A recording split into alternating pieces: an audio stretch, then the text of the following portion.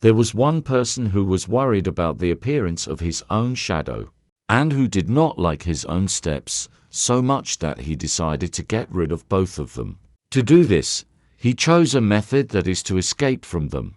So, he jumped up and ran, but every time he lowered his leg, it was another step. And at the same time his shadow held on to him without the slightest work. He attributed his failure that he ran not quickly enough. So, he ran faster and faster, without stopping, until in the end he fell dead. He could not understand that if he simply enters the shadow, his shadow would disappear. And if he sits down and remains immovable, then there will be no more steps.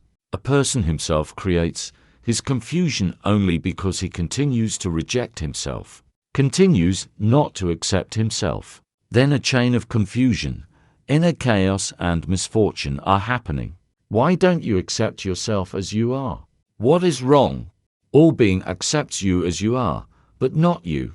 You must achieve a certain ideal. This ideal is always in the future. He should be there, since there can be no ideal in the present, and there is no future anywhere.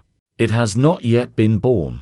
Because of this ideal, you live in the future, which is nothing more than a dream. Because of this ideal, you cannot live here, and now, because of it, you are accusing yourself. All ideologies, all ideals accuse, since then a certain image is created in your mind. And when you compare yourself with this image, you always feel that something is missing. Something is lost. Nothing is enough. Nothing is lost. You are perfect as possible. Try to understand this, since only then you can understand the paration of Zhuangzi. This is one of the most beautiful parables that someone has ever told, and it goes very deeply into the very mechanism of the human mind. Why continue to wear ideals in the mind?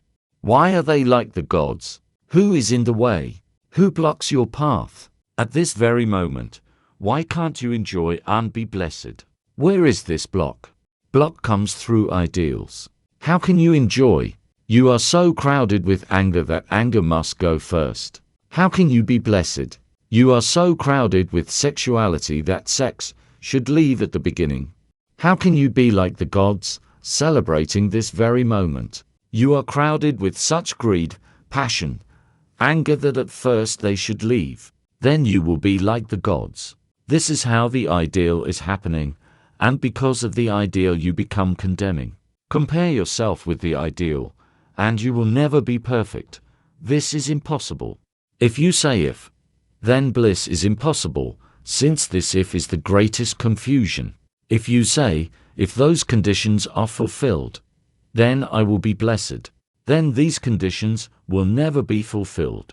And even if these conditions are fulfilled, by then you will lose the ability to celebrate and enjoy.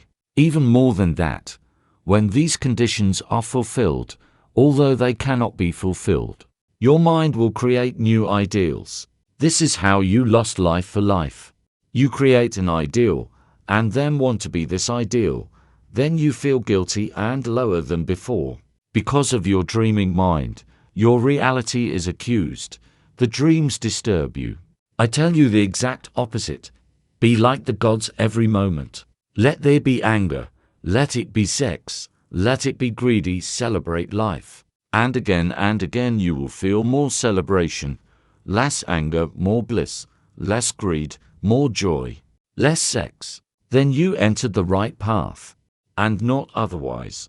When someone can celebrate life in its universality, then everything that is wrong disappears. But if you first make preparations so that the wrong thing disappears, it will never disappear. It's the same as fighting the darkness. Your house is filled with darkness, and you ask, how can I light the candle? Before I light the candle, this darkness should be scattered. This is what you are doing. You say that you should leave greed first, and then there will be samadhi, ecstasy. You are stupid. You say that the darkness should leave at first, and then you can light a candle, as if the darkness could stop you. Darkness is insignificance. It is nothing. There is no thoroughness in it. It is just absence, not presence. It is simply the lack of light.